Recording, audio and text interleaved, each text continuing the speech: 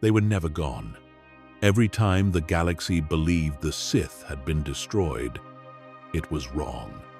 Every time the Jedi exhaled, every time the Republic celebrated, somewhere in the darkness beyond known space, the line continued. One master, one apprentice, a plan that did not need an army. It only needed time. But before the patience, before the shadows, and the long game that no single generation lived long enough to finish, the dark side wore a louder face. There were warlords. There were conquerors who built empires from nothing and burned civilizations that had taken centuries to grow. There were figures whose names became warnings passed from Jedi Master to Jedi Padawan across thousands of years, spoken quietly with genuine dread. 10 of those figures shaped everything you know about the Star Wars galaxy. Not simply as villains, as architects of a darkness that never truly ended, only changed form. Some of them began exactly where you would expect a hero to begin, the most gifted students their teachers had ever trained. Some came from nothing and built themselves into something the galaxy was not ready for. All of them made a choice at a crossroads. Most of them could not even see clearly at the time. What happens when someone with that much power decides to stop holding back? Tonight we follow 10 answers to that question. From the ancient warlords of the Old Republic all the way to the final breath above the second Death Star. Some of these names you know well. Others live in the deepest corners of Legends lore, where the most devoted fans have always gathered. All of them changed the galaxy in ways it never fully recovered from. The lights are low. The hour is late. Let the dark side show you what it built. The Sith have been called many things across thousands of years of galactic history. Monsters, villains, the inevitable consequence of what the Force produces when it is left without balance. But sit with their stories long enough, and something else comes into focus. They were driven. They wanted things in a way that the Jedi Code was specifically designed to treat as the most dangerous quality a Force user could have. They refused limitation, and some of them, in refusing it, arrived at places so extraordinary and so dark that the galaxy is still living in the aftermath of what they built, or destroyed, or set in motion with a single choice at a single crossroads. Long before the Sith became the disciplined hidden order of two that most Star Wars fans know best from the prequel era, before the centuries of patient shadow work and careful manipulation that would eventually culminate in the fall of the Republic, the dark side wore a very different face. It was louder, more theatrical, more openly consumed by the desire to dominate. The ancient Sith Empire operated on entirely different principles from what would come later. There was no hiding. There was ambition and war and enormous temples and alchemies that bent the natural world into shapes the Force never intended it to hold. This was the era of warlords, of dark lords, who styled themselves as living gods and built their legacies on the ruins of everything that came before them. And it was in this era, roughly 4,000 years before the Battle of Yavin, that one of the most significant Sith in all of galactic history rose to power and nearly brought the entire Republic to its end. His name was Exar Kun. He did not begin in darkness. That is always the part worth remembering first. Exar Kun was a Jedi, trained at the great Jedi Enclave on Dantooine under a master named Vodo Siosk Bas, one of the most respected Jedi scholars and teachers of his age. Bas was patient and wise and deeply attuned to the long currents of the Force. He recognized in his young student an extraordinary gift, a natural command of the Force that few Padawans ever display so early in their training. Kun was fast and precise, and his connection to the Force was almost effortless in a way that made even his fellow students take notice. He was exactly the kind of student a great teacher feels fortunate to have, and perhaps exactly the kind of student a great teacher should worry about most deeply. Because Kun was not content. That is the thread that runs through every chapter of his story. The single constant in an otherwise turbulent and transformative life. He was brilliant. Yes, but brilliance for Exar Kun was never a destination. It was a launching point. He wanted to know more than the Jedi were teaching him. He wanted access to the sealed archives, to the forbidden holocrons the Order kept locked away from students, to the ancient knowledge his masters referenced in passing but never opened fully. The Jedi Code asked him to be patient, to trust the process, to accept that certain knowledge was withheld from Padawans for good reasons that would become clear in time. Kun heard those instructions and found them unconvincing. He found them, if he was being completely honest with himself, an obstacle placed between him and where he was supposed to go. It was this appetite that first drew him toward the legacy of the ancient Sith, Lord Freedon Nad. Nad had been a Jedi himself once, centuries before Kun's time, who had traveled to the Sith world of Onderon and fallen completely into the dark side. He built a kingdom there and ruled through Sith sorcery until his death. And even after that death, his influence persisted in the way that certain powerful dark side presences always do.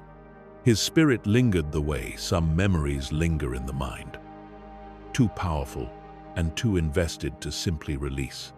His tomb sat on the jungle moon of Disun, orbiting Onderon, and the dark side energy emanating from that place could be felt by Force sensitives across remarkable distances. For a young Jedi, already straining against the limits of his training, already certain that more existed beyond those limits, if only someone would show him where to look, that pull was almost impossible to resist. Kun left the Jedi Enclave without permission. He told himself it was a research expedition. He told himself he was following knowledge wherever it led, the way any genuine scholar of the Force should always be willing to do. He traveled first to Onderon, where the political situation was already unstable, and the legacy of Freedon Nad still ran through the culture like a dark current beneath the surface soil. And then he went to the moon of Disun, to the tomb itself. What happened there changed him in ways he had not anticipated. Freedon Nad's spirit reached out from the darkness and offered Kun something his Jedi training had never provided. Not wisdom, exactly. A direction, a destination. Go to Yavin 4, the spirit told him. What you have been looking for is waiting there. Yavin 4, the dense jungle moon that would one day house a Rebel Alliance base, that would witness the destruction of the first Death Star and the beginning of the end of a very different empire entirely. But thousands of years before any of that, Yavin 4 was something else. A place of ancient and terrible Sith power. The Massassi were there, the warrior species that Naga Sado had left behind centuries earlier, their forms altered by Sith alchemy into something fierce and formidable and barely recognizable as the humanoids their ancestors had once been. They lived within massive stone temples built to channel dark side energy. And in the depths of those temples, waiting like a gift that would cost him everything he did not yet know he possessed, were the archives of the ancient Sith. Kun threw himself into that knowledge with everything he had. He absorbed Sith alchemy and dark side techniques, and decoded holocrons that the Jedi had spent centuries trying to keep buried. Freedon Nad's spirit guided him through all of it, shaped him, pushed him further and further into the dark with each passing day. But there came a moment of genuine crisis. Kun was trapped, buried beneath collapsing stone in the depths of the Yavin temples. His body broken, and the Jedi training he had carried all this distance, proving entirely inadequate to the situation. And in that moment of desperation and pain, in the particular clarity that sometimes arrives only when everything else has been stripped away, he made the choice that would define the rest of his existence. He called fully on the dark side, not as a visitor, not as a researcher, maintaining a safe intellectual distance. He surrendered to it completely and with full intention. And the dark side answered him. He healed himself. He pulled himself from the rubble, and then he stood in those ancient temples and understood for the first time, without any ambiguity or self-deception, exactly what he had done and what he now was. He had expected Freedon Nad's spirit to be satisfied. Instead, Nad revealed his actual intentions. He wanted Kun as a vessel. He wanted to use the young man's extraordinary power and his newly opened dark side connection as a vehicle for his own return, his own resurrection in some form. It was a moment of cold clarity that felt almost like the Force itself stepping back to allow Kun to see the game board in full. He had not been a student. He had been a tool in preparation. Exar Kun destroyed Freedon Nad's spirit. He reached into the connection between them and consumed what remained of Nad's essence with power that even Nad had not fully accounted for. And then he was alone in the temples of Yavin 4, and he understood that he was now something the galaxy had not seen in a very long time. A fully realized Dark Lord of the Sith with both the power and the independence to act on his own vision entirely. The Massassi became his people. He ruled the moon, and he began to plan on a scale that matched the ambition he had carried since his earliest days as a Padawan who would not accept limitations. He was not content to remain on Yavin 4. That was never who he was. He traveled to Onderon, this time to ally with a man named Ulic Qel-Droma, who had himself been undergoing a slow and complicated fall from the Jedi path, drawn in by the Krath cult and its dark side practices and the particular kind of seduction that comes when someone brilliant tells you that you are the exception to every rule you were raised to respect. Qel-Droma recognized in Exar Kun something that clarified everything he had been feeling, and Kun recognized in Qel-Droma the perfect complement to his own strengths, the partner who could operate in the political and military spaces where Kun himself was most powerful as a spiritual and sorcerous force. Together, they would not merely strike at the edges of the Republic.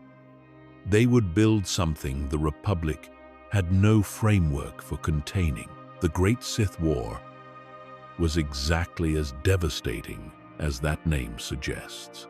Kun reached across the galaxy, finding Force-sensitive beings and turning them with the same weapon that had worked on him. The promise of knowledge and access and the freedom to go further than the Jedi allowed.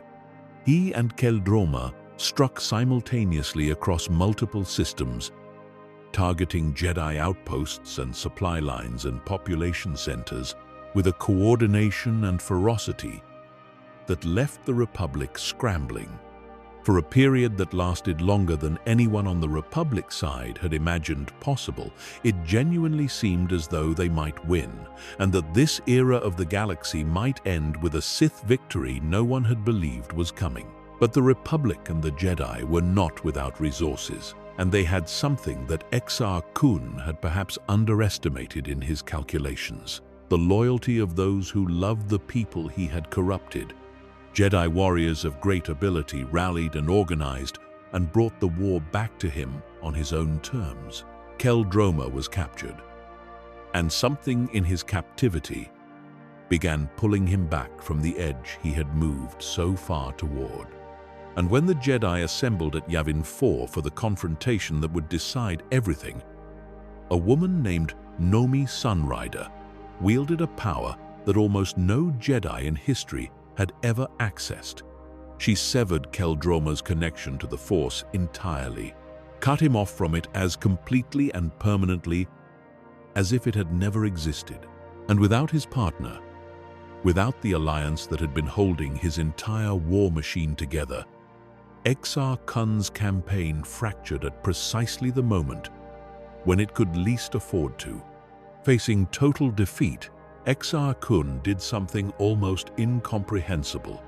He performed a ritual of such scale and such depth of darkness that it consumed every Massassi warrior on Yavin 4, drawing their life essence into the temples, into the ancient stone and the deep dark side energy he had made his kingdom.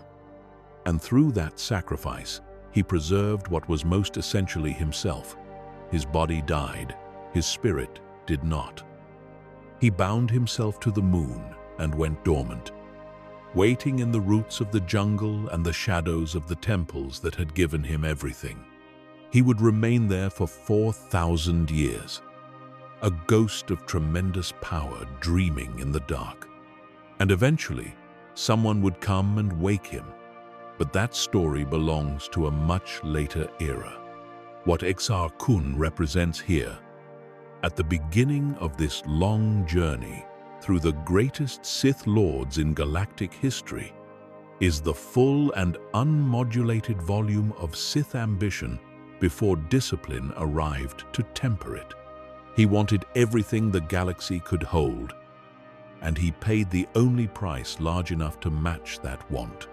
His war left marks on the galaxy that outlasted him by millennia. The Jedi took generations to replace the Knights and Masters lost to the conflict. The Republic spent decades rebuilding the systems that had been targeted in the simultaneous strikes. And the philosophical wound he opened, the demonstration that Jedi could be turned not by torture or by trauma, but simply by the offer of more knowledge than the Order was willing to provide, was the kind of wound that does not fully close.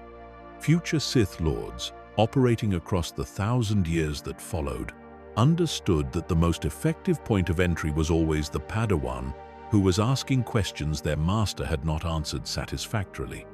Exar Kun had proven that. He had proven it on a galactic scale, at enormous cost. And the lesson did not go unlearned.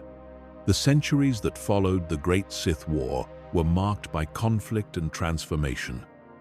The Sith splintered and reformed and splintered again. The Mandalorian Wars pulled two of the most gifted Jedi of their generation into paths neither had intended to walk. And from the wreckage of the Jedi Civil War, from the catastrophic battle fought on a dead world called Malachor V, something emerged that defied even the broad and generous categories that Sith history had developed for those who fell to the dark side. Not a conqueror, not a warlord with a grand vision, not a philosopher or a fallen idealist with a theory about the Force.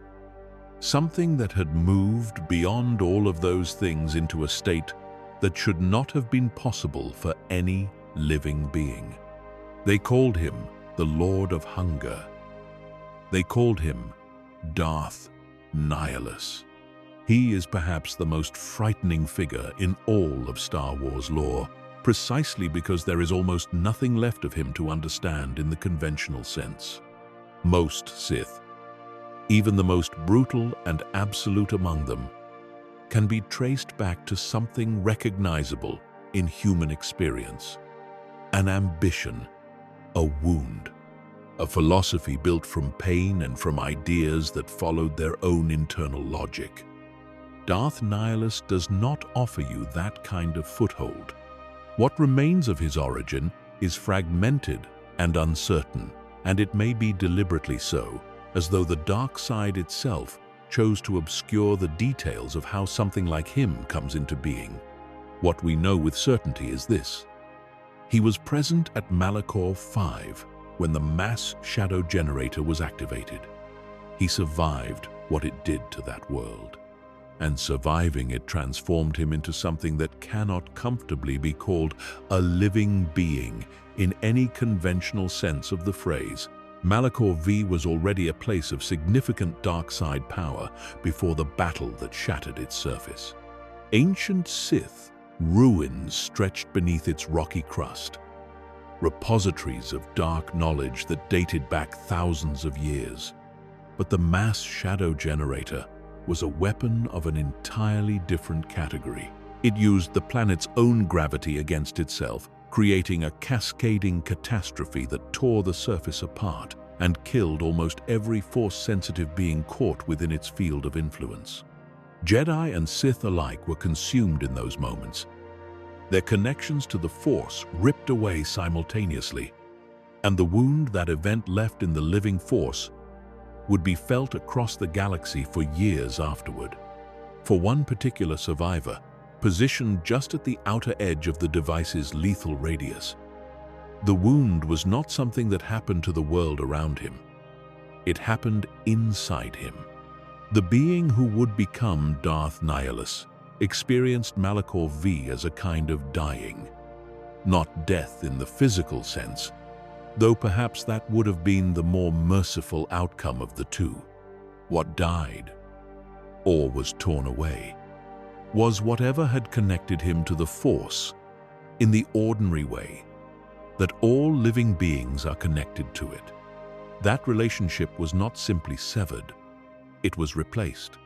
The bond between a Force-sensitive being and the living energy that surrounds all things was undone completely, and in its place something else grew, a void, an absence, an emptiness so profound and so absolute that the Force itself began pouring into it from the outside, the way air rushes through any opening into a vacuum that has no intention of remaining empty. He became what Force scholars, working much later to understand what he was, would call a wound in the Force, a place where the energy did not flow naturally but was instead pulled, consumed, and devoured by whatever remained of the being at the center of that absence. And he was hungry. That is the word every account of Darth Nihilus eventually arrives at and stays with. Hungry. Not in any sense that maps onto the biological needs of ordinary creatures. This was something deeper and more absolute, something that did not diminish with feeding but expanded, the way certain appetites grow the more they are satisfied rather than the less. He could feel Force-sensitive beings across vast distances, their presence registering in whatever remained of his awareness the way a scent registers on a predator that has gone too long without eating. And when he found them, he could drain them. Not one at a time. Not in the contained and deliberate way that most dark side techniques operate. He could drain entire planets. He would descend on a world where Force-sensitive beings had gathered, and he would consume them, drawing the Force energy out of every living thing on the surface until nothing remained but silence and a stillness that felt different from ordinary quiet. Because it was the stillness of things that have had the Force removed from them entirely. He lost himself in this hunger, whether it happened gradually or all at once, whether there was a moment of recognition followed by a resignation, or whether the transformation was simply too total to allow any such self-awareness, is impossible to know from the accounts that survive him. By the time the events that most of us know him from unfolded, there was almost no traditional consciousness remaining in him. His voice, when he communicated at all, was not language. It was vibrations in the Force itself, something felt rather than heard, registering in the bodies and minds of those nearby. at a level that exists beneath words. He wore a mask, not for intimidation, though the effect was certainly that. The mask and the flowing black vestments served a far more fundamental purpose. They were the physical container that kept Darth Nihilus from dispersing entirely into the force he was consuming. The robes held the shape. The shape held whatever remained of the consciousness. He had become, in the most literal possible sense, the darkness wearing the clothes. He formed an alliance with two other Sith Lords to create what would become known as the Sith Triumvirate. Darth Sion was its physical power, a being of shattered bones and constant anguish, who refused death through pure dark side will, his body broken and yet insisting on remaining because hatred proved a sufficient substitute for health. Darth Trier was its intelligence, its philosophy, its ruthless and deeply layered thinking about the Force and what could and should be done with it. And Darth Nihilus was its weapon, the perfect weapon, in many respects, for hunting down the last scattered survivors of the Jedi Order. He was patient, in the way only something that has moved beyond ordinary desire can be patient. He simply waited. And when he sensed Force-sensitive beings gathering anywhere in the galaxy, he came. The destruction of Qatar is the act most associated with his name, and it stands among the most devastating single events in the long and crowded history of what the Jedi and Sith have done to each other and to the galaxy around them. A conclave had been called. Jedi Masters who had survived the chaos of the Jedi Civil War, scattered and diminished, and trying to find their way forward in a galaxy that had become far more dangerous than they had understood, gathered on the hidden world of Qatar to discuss what could be done and what the future of the Order might look like. They believed they were hidden.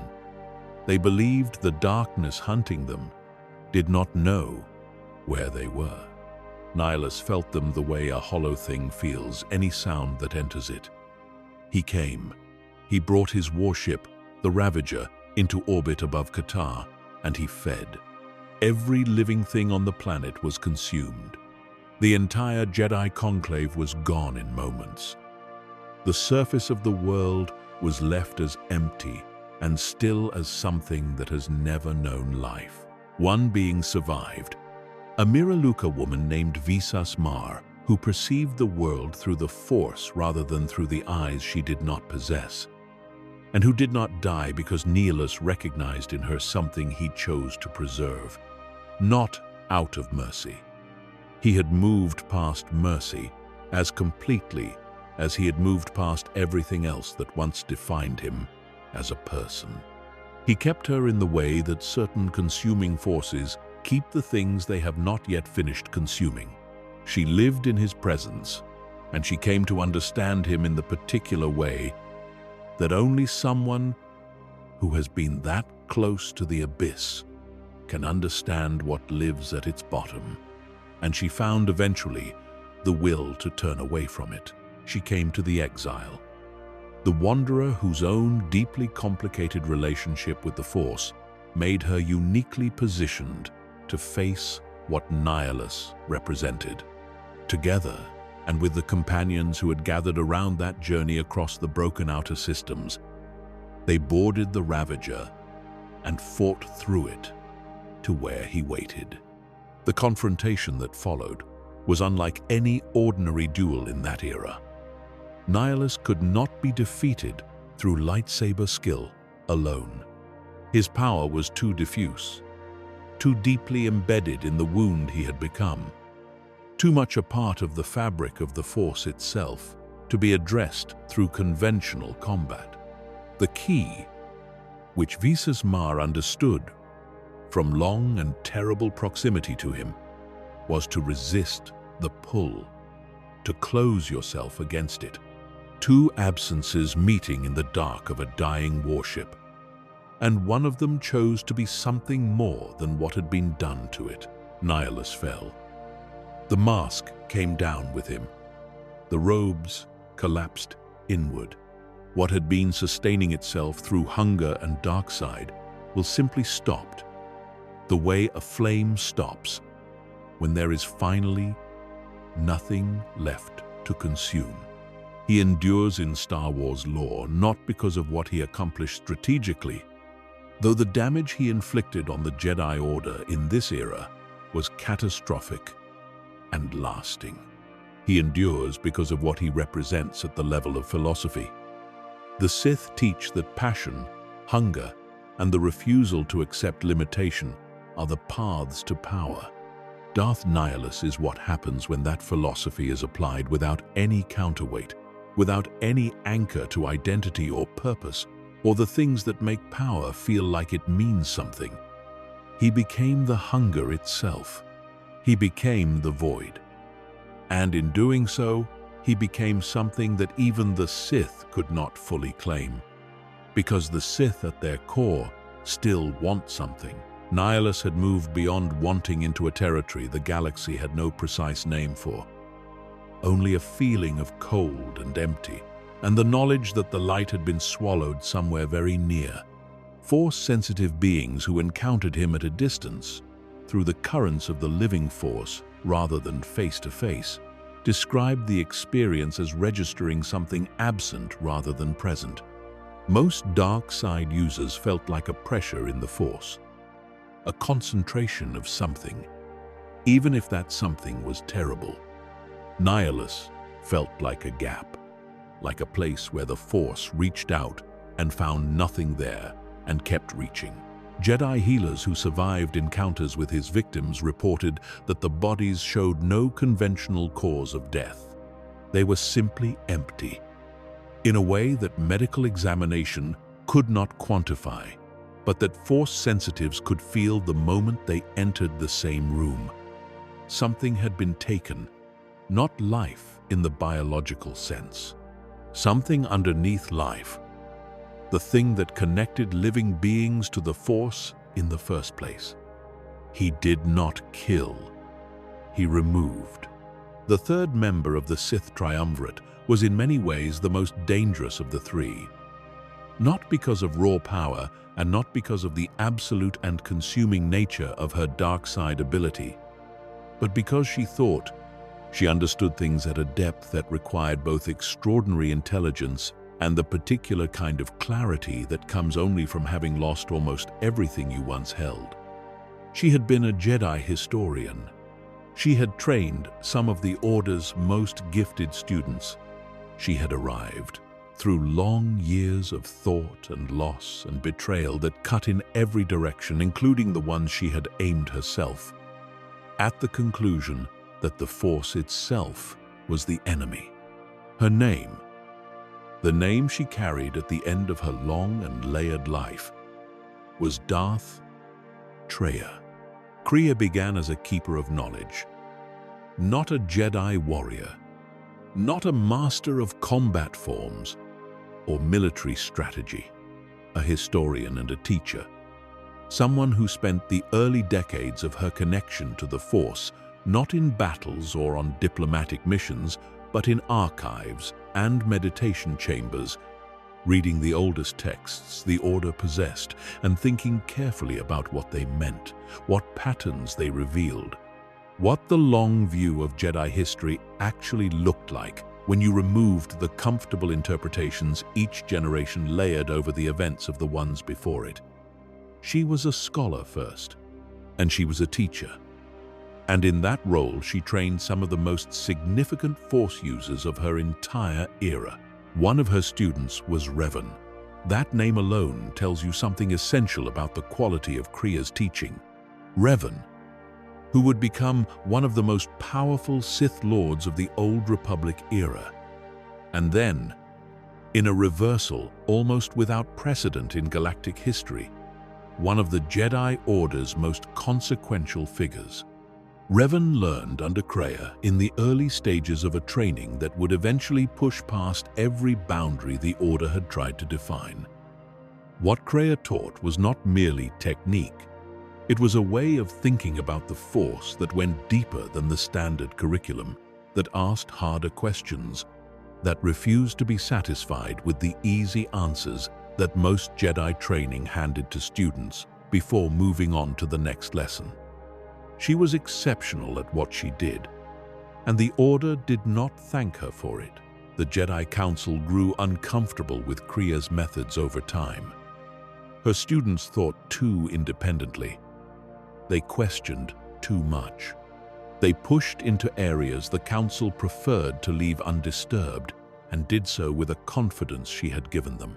Revan was not the only student she produced who eventually chose a path the Order had not intended or wanted for them. And while it is not accurate to say she was held entirely responsible for the choices her students made as adults, the accumulating unease eventually became impossible for the Council to manage. They removed her from her teaching position. They cast her out of the Order, and in doing so, they took from her, in a single institutional decision, the only role that had ever given her life its organizing principle. This is the wound at the center of Kriya's entire story. Not the betrayal from the Sith side that came later, not the final confrontation at Malachor V. The first betrayal was the Jedi's. The institution she had spent her life understanding and serving and teaching within looked at the depth of her knowledge and the quality of what she had given to generations of students and decided she was a problem to be managed, rather than a teacher to be honored.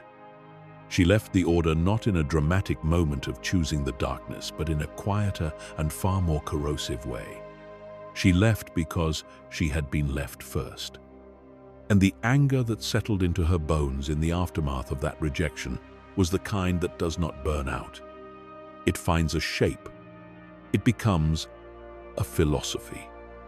What happened after is the part that defines Darth Trier as distinct from almost every other Sith in this history. She found the Sith, or they found her.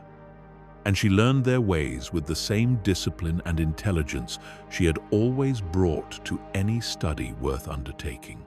She rose among them, and she took the title Trier, which in the old language means betrayer. It was not given to her as an insult or assigned by a master as a lesson. She chose it herself. She understood herself clearly enough to know that betrayal was not something that happened to her. It was the element she moved through. She had been betrayed. She would betray. These were not aberrations in her story. They were the nature of things. And anyone honest enough to look at the universe without flinching would recognize them as such. The period between her expulsion from the Jedi Order and her emergence as a Sith is not extensively documented, and this is perhaps appropriate. It was a time of recalibration rather than action, of a brilliant and deeply wounded mind working through the implications of what had happened to it. She had given the Order everything, and the Order had found her too much. She had produced students of extraordinary quality and been held accountable for the ways those students had exercised their extraordinary quality. The logic of the institution had been revealed to her in full, and the revelation was clarifying in the specific way that only total disillusionment can be. She did not become Sith from rage. She became Sith because the Sith framework, with its emphasis on self-determination and the refusal to bow to institutional limits, was the only one she had encountered that did not require her to apologize for what she was. She formed the Sith Triumvirate with Nihilus and Sion and set about systematically hunting the scattered Jedi survivors across the broken outer systems. And then Nihilus and Sion turned on her. They stripped her of her connection to the Force and left her with almost nothing, a diminished and disconnected woman adrift in a galaxy that had consumed everything she had ever built. It was the most complete possible version of what she herself had made a name for. The woman who had studied betrayal with a scholar's rigor, who had thought about it more deeply than almost anyone in the history of the Order, who had chosen a name that embodied it, was betrayed as thoroughly as it is possible to be betrayed. Most beings would not survive that, physically or psychologically. Kreia survived both, and she came out of it holding a conclusion she had been slowly approaching for years. A conclusion that was now, with the luxury of absolute loss to clarify her thinking, completely crystallized. The Force was the problem, not the dark side, not the Sith philosophy or the Jedi philosophy or any particular school of Force tradition.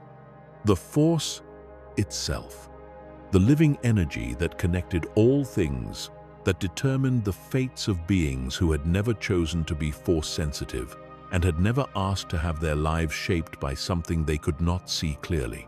She had looked at thousands of years of Jedi and Sith history, and she had seen a pattern.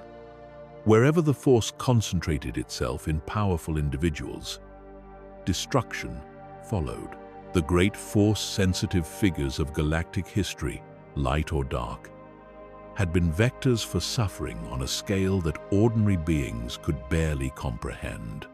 And the galaxy kept producing more of them. The Force kept choosing new vessels, because the Force needed the conflict, fed on it somehow. The cycle was not incidental to the Force. It was the Force expressing itself. She wanted to break the cycle entirely, not through any victory of Sith over Jedi or Jedi over Sith, not by tipping the balance one direction or the other, which would only reset the cycle and begin it again. By severing the connection, by creating conditions under which the Force would lose its purchase on the living galaxy, and the endless suffering it perpetuated would finally stop. It was a philosophy so extreme and so complete that even those who found her reasoning genuinely compelling could not follow it all the way to its conclusion without flinching. But Kreia was not asking anyone to follow her. She was working, as she had always worked, through students and through the careful arrangement of events, rather than through direct action, whenever indirect action would reach further. The exile was her student in this final chapter. The wanderer who had come back from the Mandalorian Wars, severed from the Force, carrying a wound in the connection that Kreia recognized with immediate and deep attention. The exile was unique in a way that mattered enormously to Kreia's plans. Where ordinary Force-sensitive beings strengthened the Force's presence in the galaxy simply by existing, the exile diminished it. The Force bonds the exile formed with companions drained the Force rather than channeling it.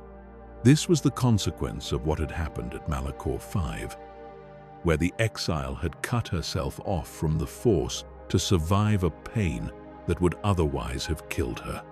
Kreia saw in this quality not a limitation but a weapon that, used with the correct precision, could be aimed at the Force itself.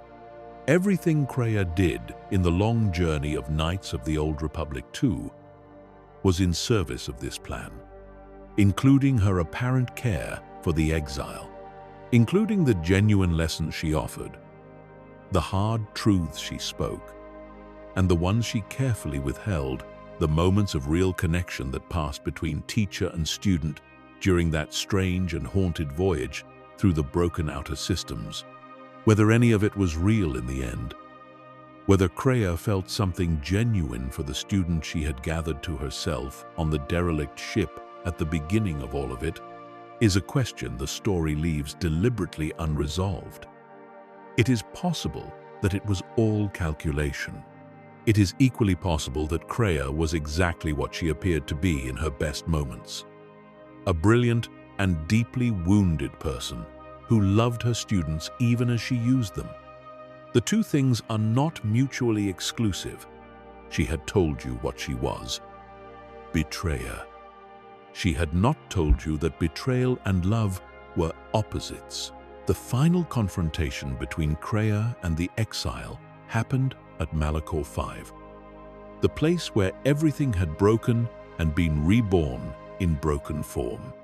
And in that confrontation, Darth Treya offered something that almost no Sith in history has ever offered the person facing them at the end. Honesty. Complete, layered, uncomfortable honesty about what she had wanted and why. About what she believed and how she had come to believe it. About the Force and the long, terrible pattern she had spent her entire life trying to understand and dismantle. She was defeated. She died. And with her last words, she did something remarkable. She spoke the futures of the exile's companions, one by one, their deaths and their choices, and the roads that awaited them, as a final gift from someone who had built an identity around the absence of that quality. Darth Treya is unlike any other Sith in this history, because her war was not against the Republic or the Jedi Order or any particular person or institution. Her war was against the nature of things. She found the cycle intolerable, and she tried, with everything she had, to break it. She failed, but the failure of someone arguing against the fundamental nature of the Force itself is a different kind of failure from any other. It is the failure of someone who saw something clearly and acted on that clarity anyway, knowing the odds and choosing the attempt regardless. And that, in the end, is perhaps the most Sith thing about her. Moving forward several centuries in galactic history, past the eras of the Jedi exile and the slow rebuilding of the Order, we arrive at one of the most turbulent and dramatic periods the galaxy ever witnessed. The return of the hidden Sith, empire from the unknown regions, the Great Galactic War, an era of massive armies and titanic engagements, and one of the most stunning single acts of military audacity in the long and crowded history of the Republic. And at the center of that audacity, larger than the war itself, in the way that certain figures always transcend the events that made them famous, stood one Sith Lord whose face, half ruined and proud, and entirely unashamed of what he was, has come to define an entire era of the law. His name was Darth Malgus. He was born Veradun, and the early years of his life are a study in the distance between who we are and what the world we inhabit shapes us into. He came from an imperial family, adopted into it, raised within a structure that valued strength and ambition, and the Sith principles, the hidden empire, had been building its culture around for over 1,000 years of patient preparation. He was identified as Force-sensitive early, as all such children were in the Empire, and his training began while he was still very young.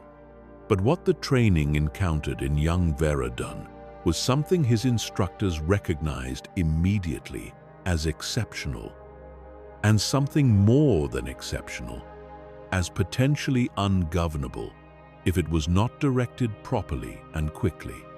Not simply force, sensitivity, rage, clean, vast, almost operatic rage that ran through him like a deep current, accessible at any moment, never fully absent, even in the calmest circumstances. The Empire valued passion above almost everything else. Young Veradun had passion with no ceiling that anyone could find. He trained with an intensity that alarmed some instructors and satisfied others completely. He was fast and strong and brutal in the way that some Sith students are brutal. without any of the cruelty that comes from sadism. He did not enjoy the suffering of his opponents for its own sake. He enjoyed the overwhelming of them. The moment when everything that he was turned in one direction and nothing was able to stand against it. That moment felt like truth to him. The way certain moments of absolute clarity feel like truth to people who rarely experience them through other means. He fought in real combat earlier than most students did, and he walked away from it, changed, not in the direction of damage, but in the direction of himself. He understood after that first real fight what the dark side felt like, when it was not theoretical, when it was the actual difference between living and not. Among the strangest and most humanizing elements of his story is his relationship with a Twi'lek slave woman named Elena Daru. He took her with him when he left the world where he encountered her. And what might have begun as something simple and transactional became, over time, genuinely and uncomfortably complicated. She traveled with him across years and campaigns. She fought beside him in situations where most people would have died quickly and badly. And she survived because she was capable and because Malgus protected her in ways the Sith code did not require and could not fully explain. He loved her. The word itself would have made him uncomfortable, because love is exactly the kind of attachment the Sith teach as weakness, the chain that slows you and the vulnerability that enemies exploit without mercy. But the feeling was real, regardless of what the philosophy said about it. He loved her with the same quality that he raged, completely, without half measures, without the careful emotional rationing that both Jedi and Sith, for entirely different reasons, counseled as wisdom. She was his vulnerability. He knew it, with the cold clarity that his kind of mind produced when it turned on itself honestly. And that knowledge lived inside him alongside the love itself, with an uncomfortable proximity that never fully resolved. The way a wound lives alongside the person carrying it, always present, always registering, never entirely forgotten even in the heat of battle. The Battle of Alderaan was among his earliest major campaigns, and the irony of that location, given what Alderaan would eventually mean in the history of the galaxy, was one that no one alive at the time could have appreciated. Imperial forces struck at the planet, and Malgus led a ground assault that demonstrated both his tactical intelligence and his terrifying personal power. He fought on that battlefield the way certain forces of nature operate, with a totality that left almost no room for anything on the opposing side to find purchase. Republic forces struggled to contain what he brought to that engagement. And during the fighting, Elena was gravely wounded. The injury to her changed something in him that the fighting itself had not. He got her off the battlefield. He ensured she lived. And in the quiet that followed, he understood something about himself that the battle had made undeniable. She was the one thing that could reach past the rage and the dark side certainties and touch whatever lived underneath all of it. This frightened him, and it was the most honest thing about him at exactly the same time. Both of those things were entirely true simultaneously. And in Darth Malgus, that kind of contradiction was not a weakness to be resolved, but simply the shape of who he was. The sacking of Coruscant is the moment most associated with his name, and it deserves the enduring reputation it carries in galactic memory. The Republic believed it was negotiating a peace treaty with the Sith Empire, while those negotiations unfolded on Alderaan. A Sith strike force, hidden inside cargo transports, entered Coruscant's orbit under false identities, and made their approach. What followed was not a battle in any conventional sense. It was a demonstration of what the Sith were capable of when they chose to act without announcing themselves first. The Jedi Temple fell in a day. The Republic's seat of power was occupied while its government stood in a conference room on another planet, trying to negotiate a future that was already being decided by violence somewhere else entirely. Malgus led the assault on the temple personally, moving through its halls and its defenders, with the dark side running through him at full power. Every step of it, the fullest expression of everything he had been building toward since his earliest training. It was also the moment he lost something he could not recover. Elena was wounded again in the chaos of the sacking, and in the aftermath of one of the most dramatic days in the history of the Republic, Darth Malgus did something that has haunted discussions of his character ever since. He killed her. He killed Elena Daru, the woman he had loved through years of war and across campaigns that had tried to destroy both of them. Because the Sith teaching said that attachments are chains, and because the Dark Council would see her as leverage against him, and because he understood, with the cold precision, that his kind of intelligence produced in its most honest moments that he could not be what the Empire needed him to be, and also be the person who loved her as completely as he did. He chose the Empire. And in making that choice, he destroyed the part of himself that Elena had been keeping alive throughout all of it. What Malgus was after that moment is harder to trace than what he had been before it.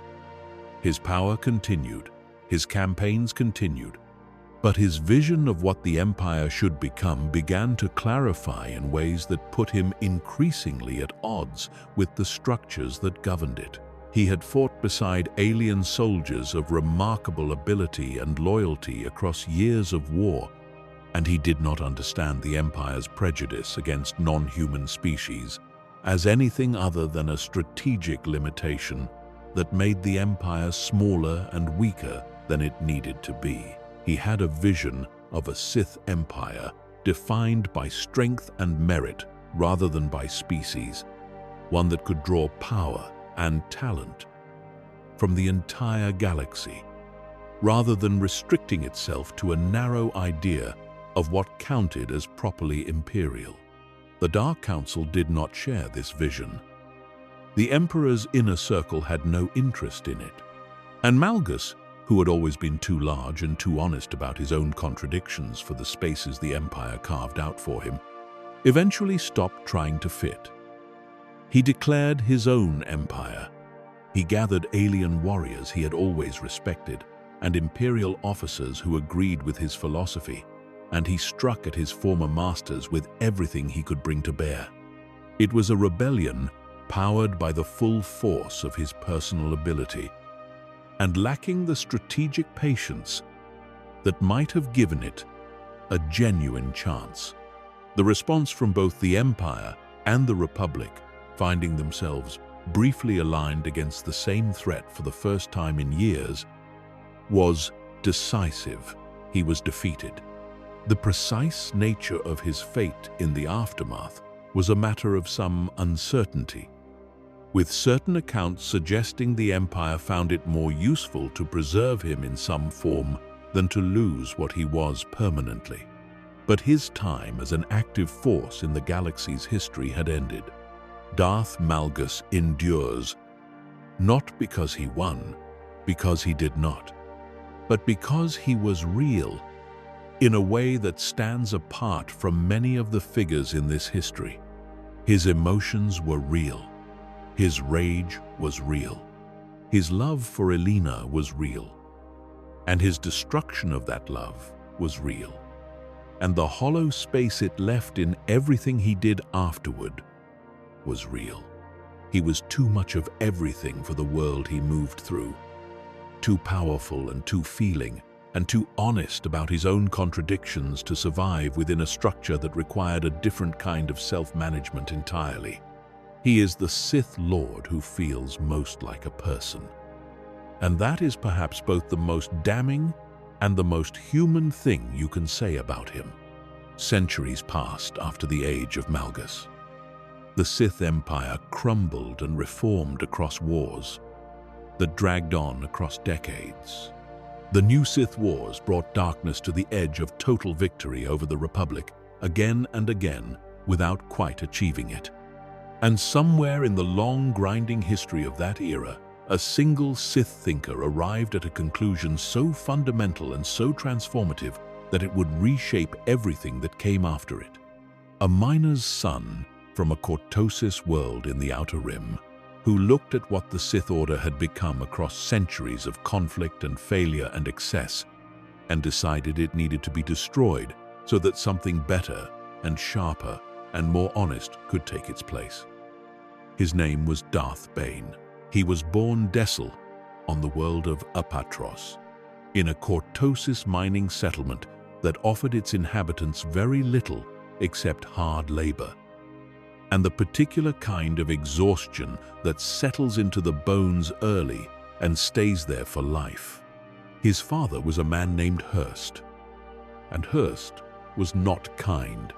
The relationship between them was defined by contempt on one side and something far more complicated on the other.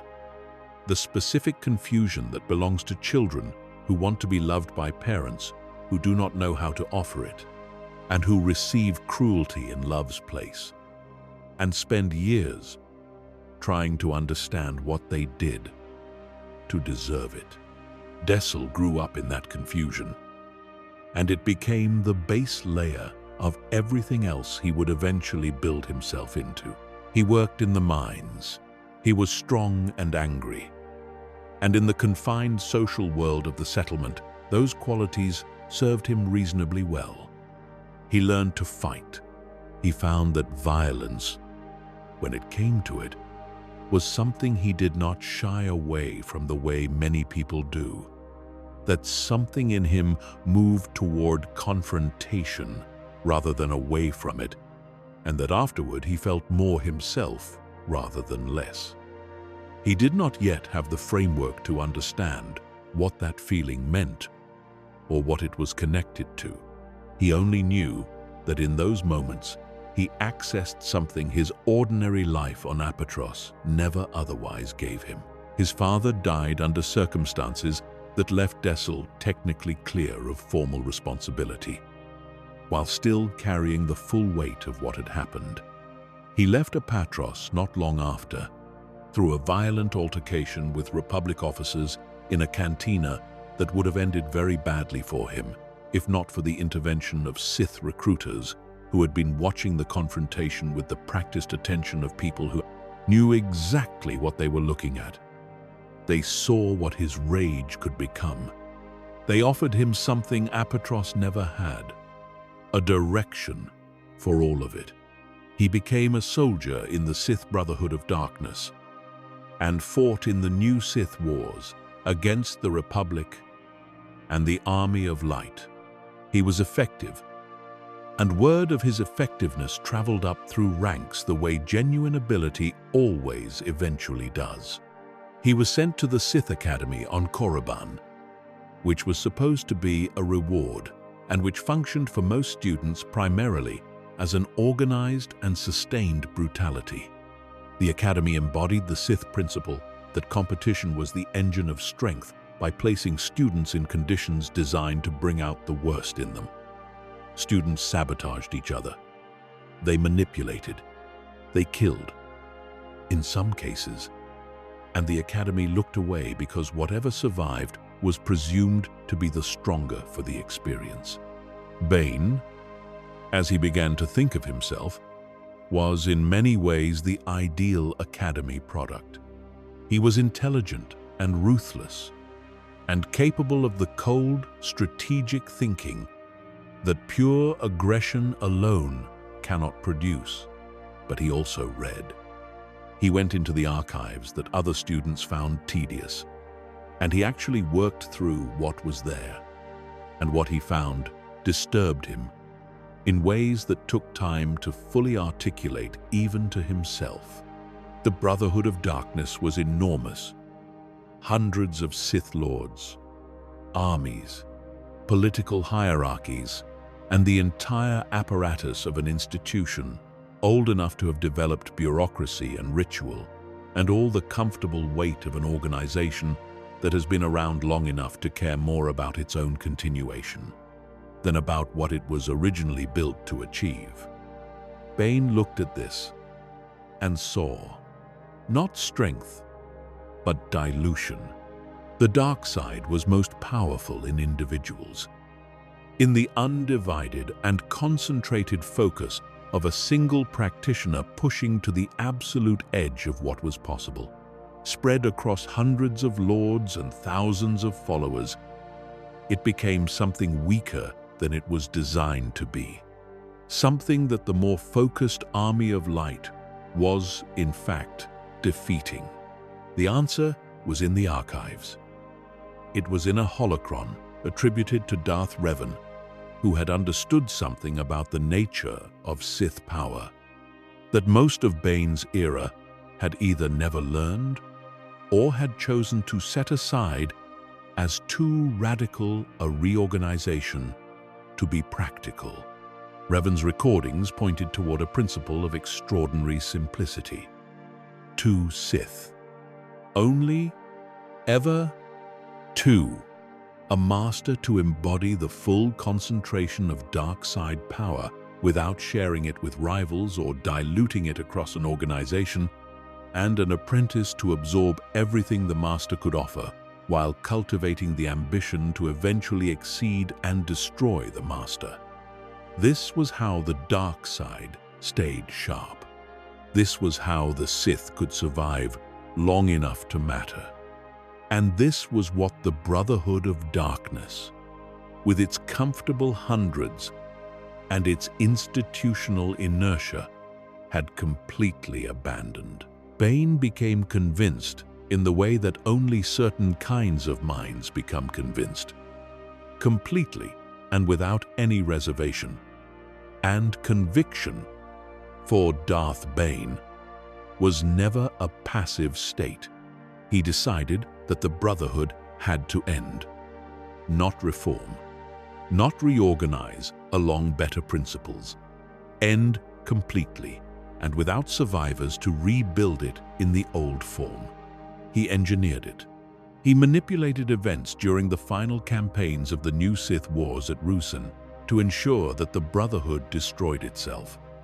The Army of Light had brought to that battlefield a weapon called the Thought Bomb, a dark side ritual of catastrophic power that Lord Khan and the Brotherhood leadership could be persuaded to trigger if the manipulation was done correctly. Bane made sure it was done correctly.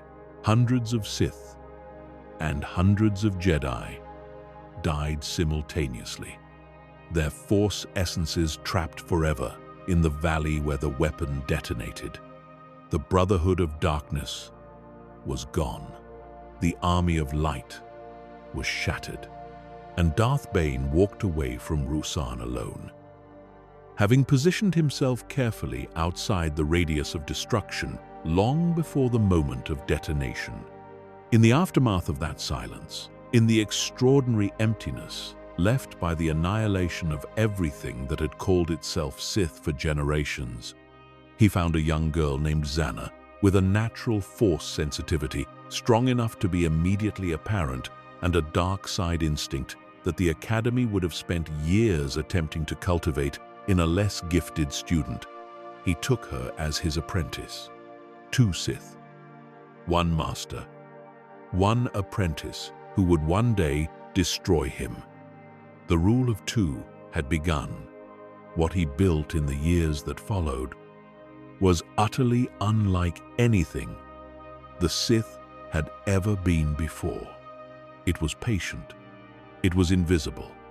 It was designed explicitly to operate across generations, each master pouring everything into an apprentice who would eventually surpass and destroy them. That apprentice becoming the new master and beginning the cycle again with full awareness of what it meant and what it required.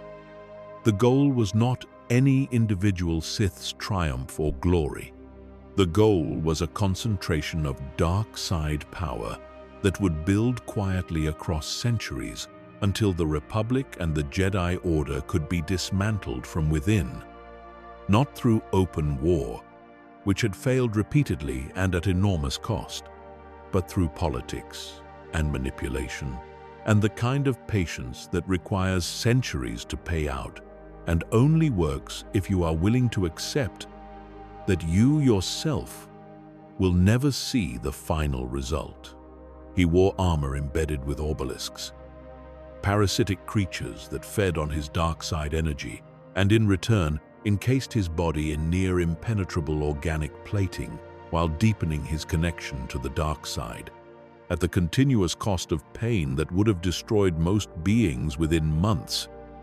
He trained Zana with everything he had. He fought the Jedi who came hunting him across the years, because even diminished the Order was not entirely blind, and he died as the Rule of Two demanded he die, overcome by his own apprentice when she had grown strong enough to do it, completing the first cycle of a chain he had set in motion.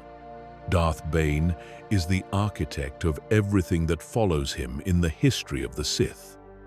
The Rule of Two he built would run unbroken for over 1,000 years, through master and apprentice after master and apprentice, until it produced the exact conditions it had been designed to produce from the very beginning. Two Sith hiding in the shadow of a plan that had been running for centuries, waiting for the Republic to arrive at exactly the right configuration of vulnerability and complacency. A miner's son from Apatros reshaped the entire future of the galaxy, not through a single dramatic act, but through an idea calibrated with extraordinary precision to the nature of the problem he was trying to solve. He did not win the war his contemporaries were fighting.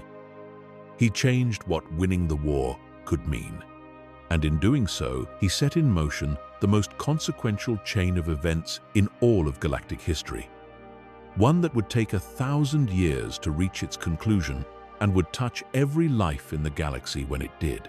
The Rule of Two that Darth Bane built on the ruins of Ruusan ran forward across the centuries, like a river that appears from above to be perfectly still.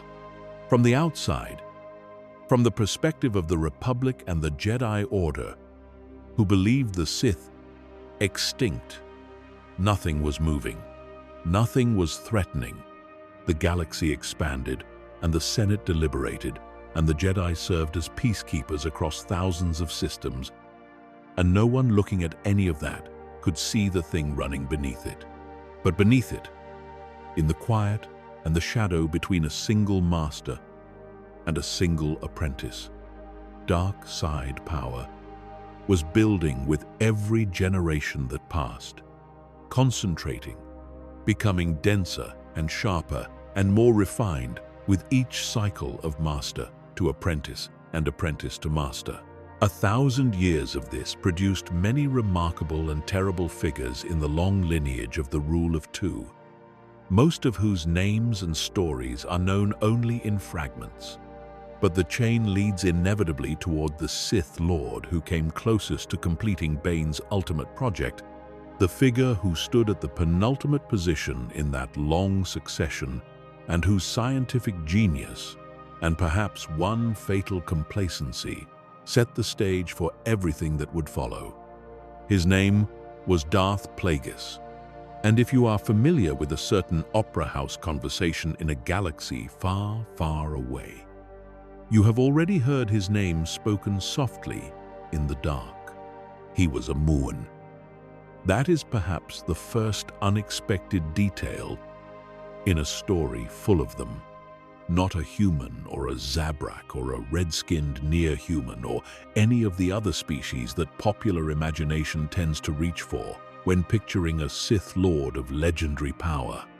A Muun, from the banking world of Maigito, tall and gaunt with the elongated skull and the deep-set eyes, and the calculating intelligence that his species was known for across the financial networks of the galaxy.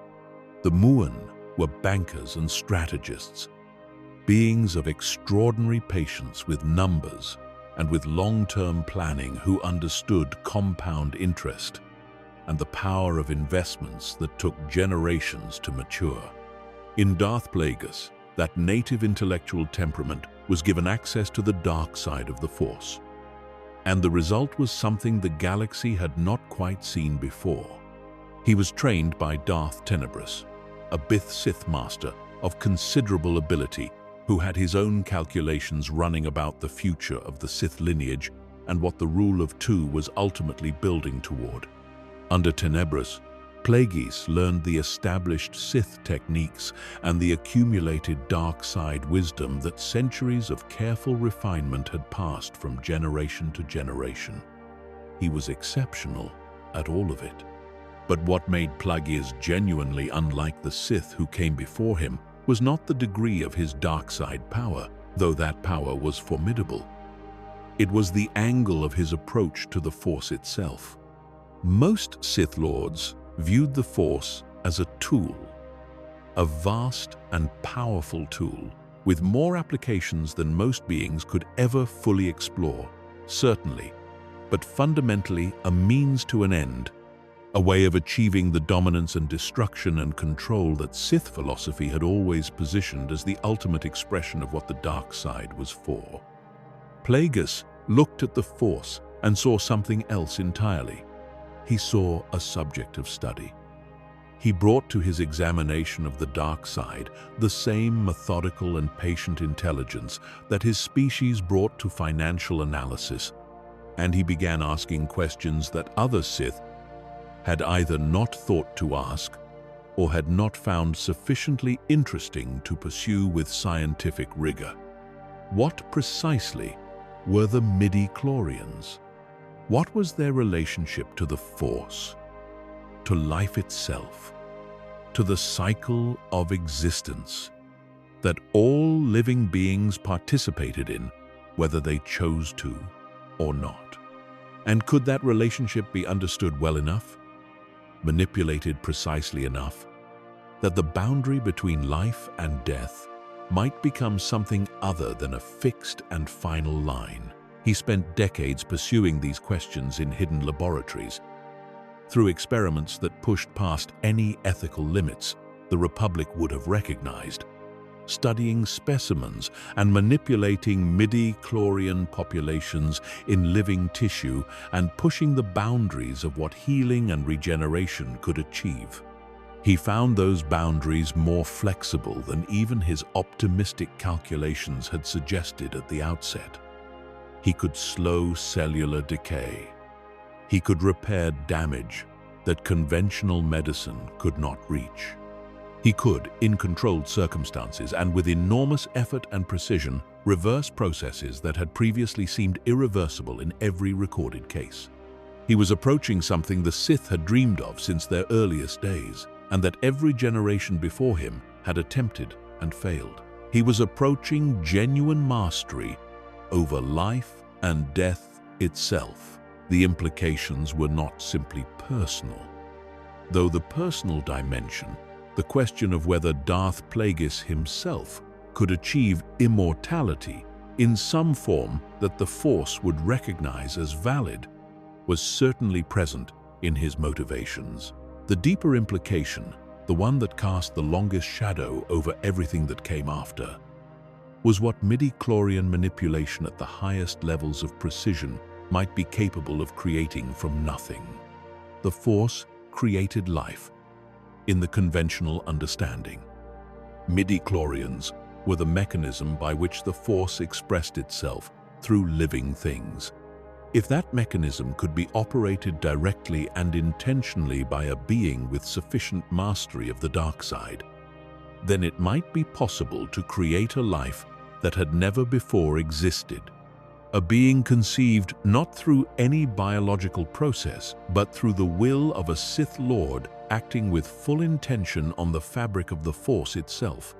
The breadth of his research was not limited to life creation. It extended across the full range of what the dark side had ever been theorized to be capable of.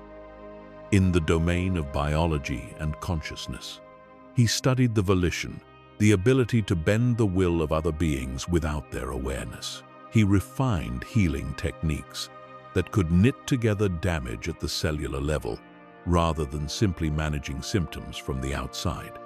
He explored the possibility of transference, the movement of consciousness from one body to another, not as a mystical last resort, but as a scientific process that could be refined and controlled, and eventually made reliable. Each of these areas of research produced results, and each of those results built on the others, because Plagueis understood intuitively that the Force did not separate these capabilities into the neat categories that academic traditions tended to impose on them. They were all expressions of the same underlying relationship between consciousness, midi-chlorians, and the living Force, and a sufficiently precise understanding of that relationship would unlock all of them together. There is a theory about Anakin Skywalker that has haunted Star Wars lore since the prequel trilogy made his peculiar origins explicit. Shmi Skywalker told Qui-Gon Jinn there was no father. Anakin simply was. His midi-chlorian count was higher than any Jedi had ever recorded. Higher even than Master Yoda's. The Jedi saw in this the possibility that he was the chosen one of ancient prophecy, a being the Force had itself produced to bring balance to what had grown deeply unbalanced. But the theory that Darth Plagueis and his experiments in midi-chlorian manipulation were the actual origin of Anakin Skywalker suggests something far darker and more deliberate, that the Chosen One was not the Force's answer to the Sith, but the Sith's answer to the Force. A being of unprecedented power created through dark side research by a moon in a hidden laboratory, who may have produced something rather more consequential in the process of trying to solve a different problem entirely. Plagueis took an apprentice, a young Naboo human named Palpatine, who had come to his attention through a combination of Force sensitivity, extraordinary intelligence, and an ambition so perfectly calibrated and so completely hidden beneath a pleasant and politically comfortable exterior that even Plagueis, who prided himself on seeing what others missed, may not have fully appreciated what he had taken on. Palpatine was an ideal student in almost every respect. He learned everything Plagueis offered, with a speed and a depth that satisfied his master. He was patient and strategic and possessed a quality of social intelligence, an ability to read and shape the people around him that complemented Plagueis's more analytical strengths in ways that seemed almost designed. And he watched his master work. He catalogued every breakthrough. He understood every technique that Plagueis developed over their years together, filing all of it away with the precise care of someone who understood that the knowledge he was absorbing would one day belong to him alone. This is where the central and terrible irony of Darth Plagueis' story comes into its sharpest focus. He became so consumed by the puzzle of death, so absorbed in the question of whether he could prevent it in others and ultimately in himself, that he perhaps grew less attentive to the more immediate and entirely conventional ways in which a Sith Lord might be killed. He understood the midi-chlorians with a depth that no being before him had achieved. He may have influenced the creation of the most powerful Force user in the history of the galaxy. He knew more about the mechanics of life and death than any living being, and he died in his sleep. His apprentice, Darth Sidious, killed him while he lay unconscious, taking everything Plagueis had built and known and achieved and moving forward alone leaving behind a master who could perhaps save others from death, but, in the end, not himself. The irony of this was not lost on the man who told the story afterward in a theater on Coruscant to a young Jedi Knight who was running out of hope. It was, in fact, precisely the point of telling it. Darth Plagueis never knew what came of the research he had given his life to. He never saw the being he may have created grow up on Tatooine, or stand before the Jedi Council, or weep in the desert over his mother's grave. He never saw any of it, because his apprentice was too good a student and too patient a predator to let the lesson pass when the moment arrived. That is the rule of two, working exactly as Darth Bane intended. And it is also, depending on how you look at it, the most Sith thing that ever happened to a Sith. Darth Sidious had other tools in his collection beyond the political and the philosophical. The rule of two was built for patience and for the long game, and Palpatine was its most dedicated practitioner. But the long game occasionally required direct violence of a kind that could not be traced back to the Chancellor's office. Violence that sent a message without requiring the political persona to take any risk. For this purpose, and for others he did not entirely articulate even to himself, he had gone to Dathomir years before Naboo and taken something he found there and shaped it into something specific. He had taken a child, and the child's name was Maul. There was no life before Palpatine for him, or none that he could access by the time he was old enough to have a perspective on what had been done to him. He had been taken too young and shaped too completely for the before to leave anything he could reach. This was not an accident. Palpatine understood, with the cold clarity that defined his best work, that the most reliable tools are those that have never known they were supposed to be anything else. Maul was given rigorous and brutal physical training, immersion in the dark side, at an intensity that would have broken beings who came to it after an ordinary childhood, and a complete and deliberate absence of anything that might soften him or give him reason to hesitate at the moment the tool was needed. He was not trained to think strategically, or to govern, or to manipulate, or to play the long game. He was trained to find, to pursue, and to destroy. The full extent of what Palpatine required of him fit inside those three verbs, and Maul was extraordinary at all three. His physical abilities were remarkable even by the standards of beings who had spent their entire lives in force training. He was fast in a way that seemed to exceed what his body's size and structure should have been capable of. His movements through lightsaber combat, operating closer to instinct than to thought in a way that made him extraordinarily difficult to anticipate. He developed a double-bladed lightsaber, an unusual weapon that required a different kind of mastery and a different philosophy of body mechanics to use at the level he used it. And he made it so entirely his own that it became inseparable from how people imagined him.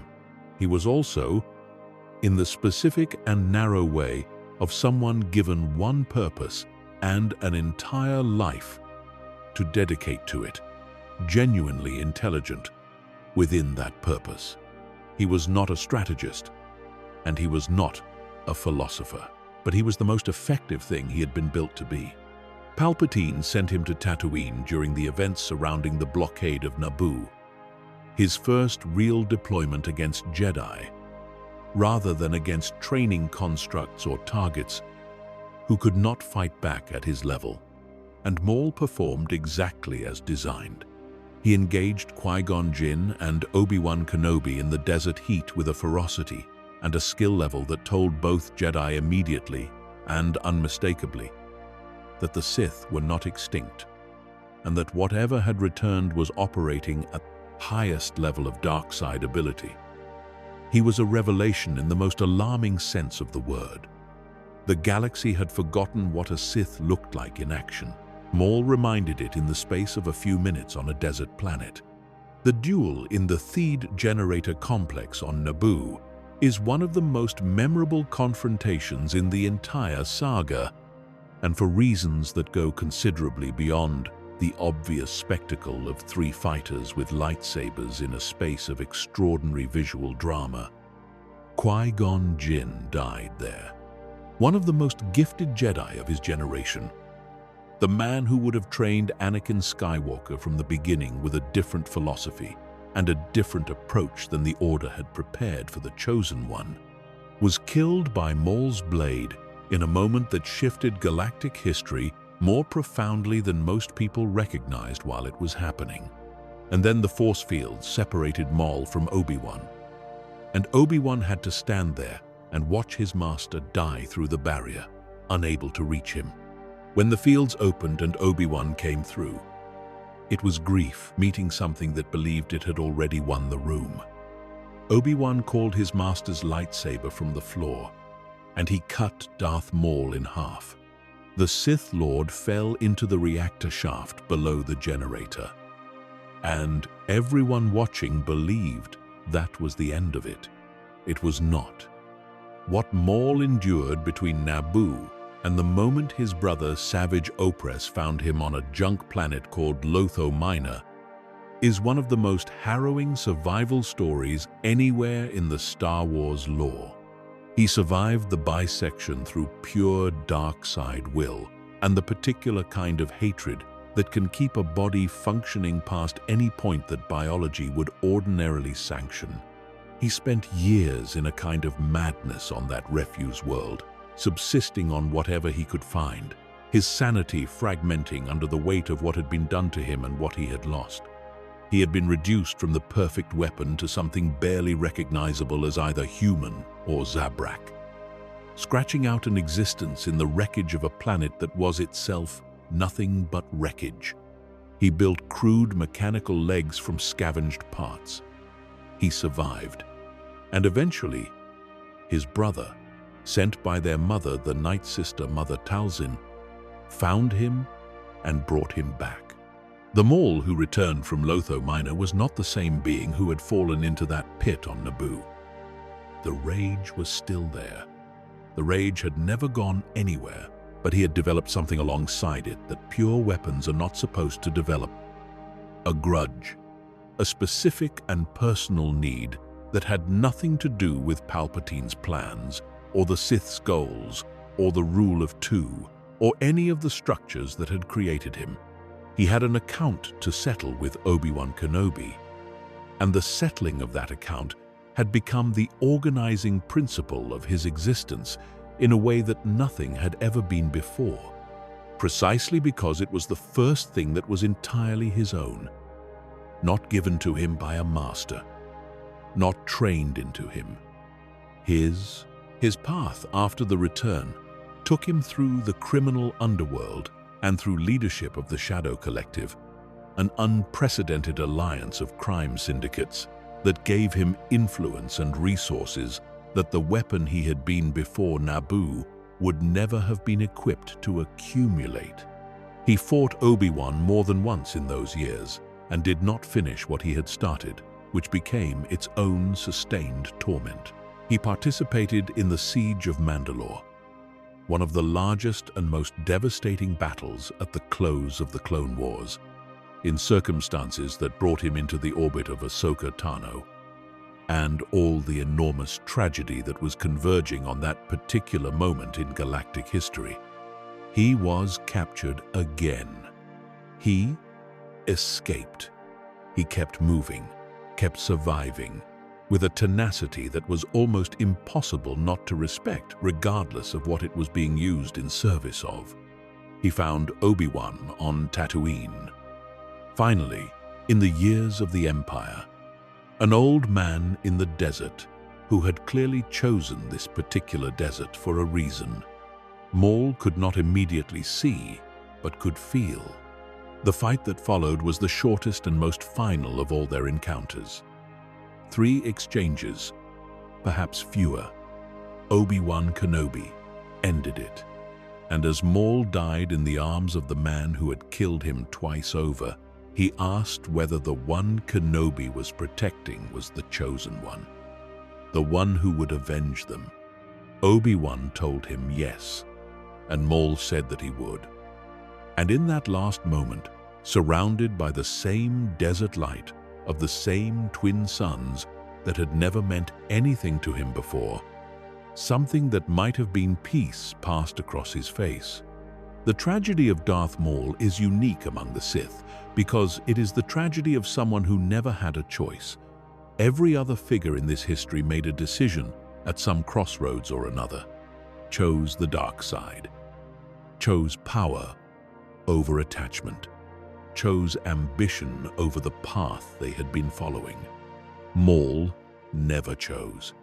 He was taken before choices were possible and shaped into something that had no framework for existing differently. His rage was real. His grief after Naboo was real. The grudge against Kenobi was perhaps the first genuinely autonomous thing he ever possessed. The first desire that had not been placed in him by someone else. He was a weapon who grew a soul somewhere in the wreckage of a junk planet. And the galaxy rewarded him for it with more suffering and a death so small in terms of circumstance that it could never quite match the scale of what had been done to him. That disproportion is the whole of the tragedy. There is a version of Count Dooku's life in which he becomes one of the greatest Jedi Masters who ever lived.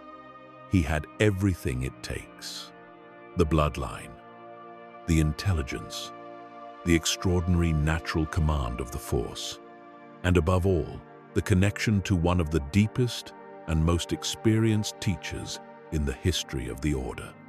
He was trained by Yoda himself. Think about what that means. The small green master who would become, in later centuries, one of the most recognizable symbols of Jedi wisdom, took this particular young man under his personal guidance and shaped him with everything 9 centuries of experience had built.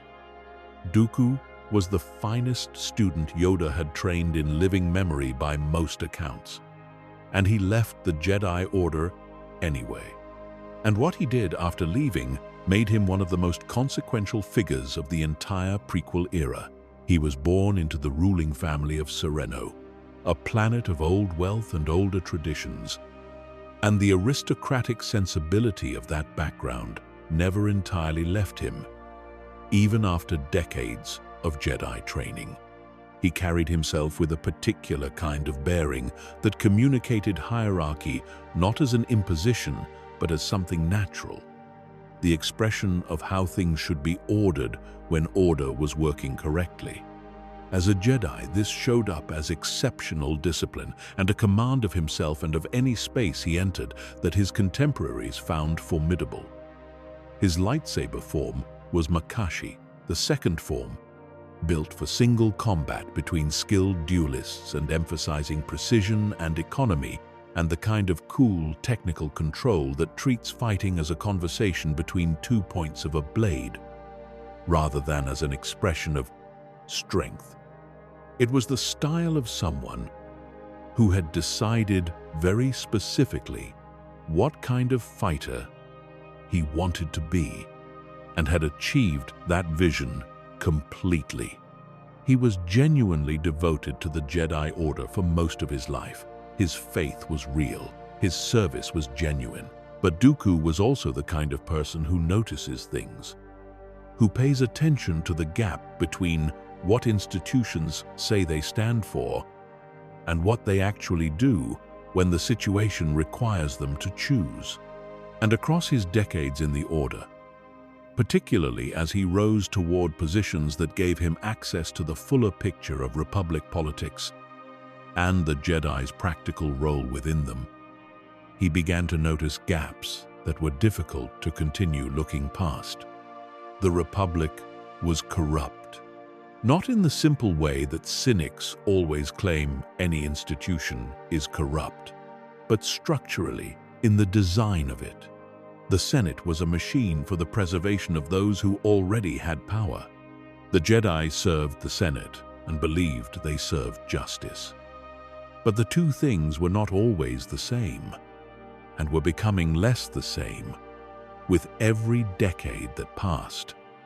And the Council either could not see this or had chosen not to look.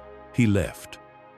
It was a genuine resignation in a way that few Jedi departures are, not a fall to the dark side, driven by grief or rage or the pull of some traumatic moment, but a principled withdrawal from an institution he had concluded was failing at what it claimed to be.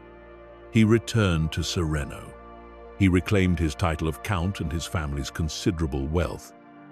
And then Darth Sidious found him, or allowed himself to be found, which is perhaps more accurate for someone who had been watching Dooku for years and who understood that the Count's disillusionment with the Republic and the Jedi was not a random personal grievance, but a coherent political philosophy that, with the correct application of pressure and invitation, could be made to serve a very specific and very long-prepared purpose.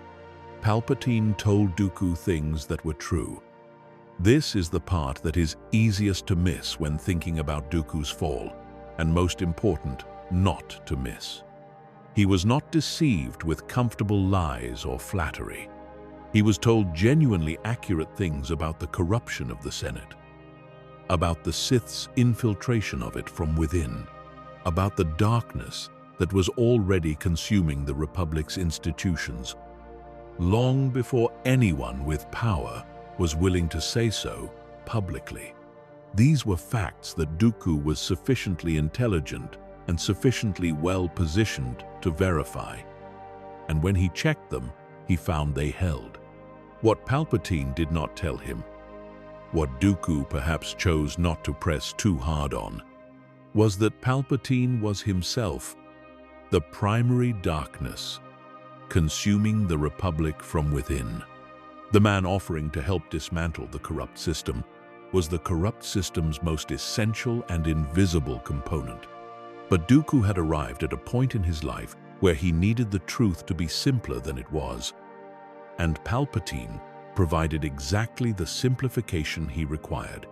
As Darth Tyrannus, he became the public face of the separatist movement, the Confederacy of Independent Systems, which was Palpatine's primary tool for manufacturing the conditions that would produce the Clone Wars and everything the Clone Wars were actually for.